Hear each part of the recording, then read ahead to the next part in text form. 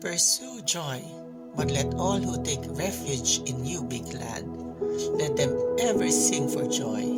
Spread your protection over them, that those who love your name may rejoice in you. Psalm 5:11. Let's put it this way, my dear friends.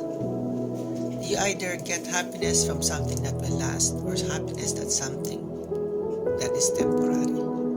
I would encourage people not to choose the temporal happiness, which is material things, which is positions on this earth.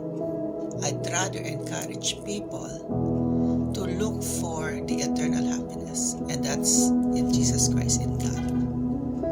When you ask or seek or ask God happiness, that is permanent, because God is eternal.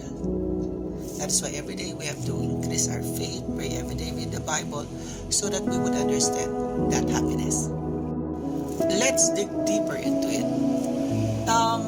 When we define happiness in the Bible, there are two things. Happiness when God blesses us so much. Wow, that's a good thing. But that's not every day. Because we are going to experience problems in our lives, troubles, because we are living in a sinful world. So we are going to what? Encounter situations where it will force us to be depressed, disappointed, angry, or in other words, sad, or much worse, indifferent. Now, as a Christian, we should stay away from that. Sadness has something to do with Satan or with evil.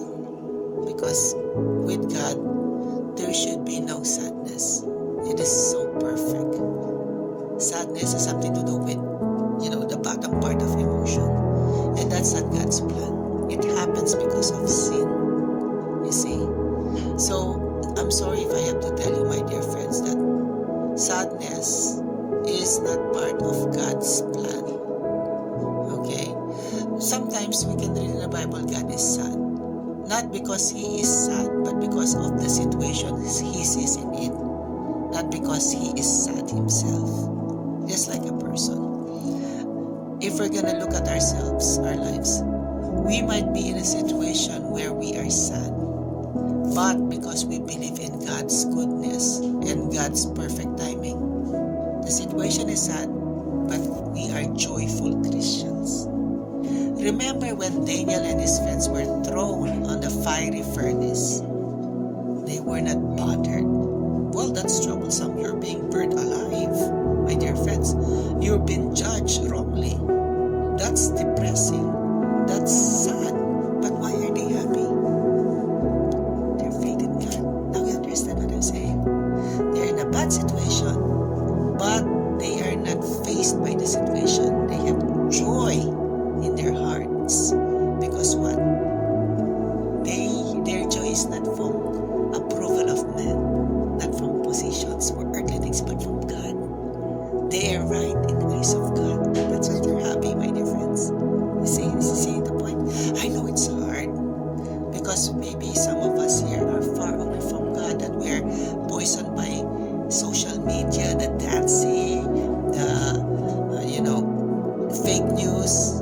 Then our brains are being engrossed with negativity. That's why it's very important we read the Bible every day. We seek God's strength. We pray. We listen to good music, which is gospel music, religious music, because that's how we're gonna be strong, my dear friends.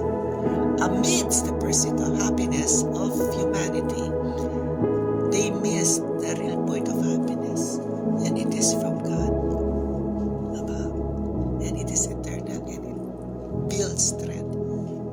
It gives joy to people amidst situations that are not what you call positive.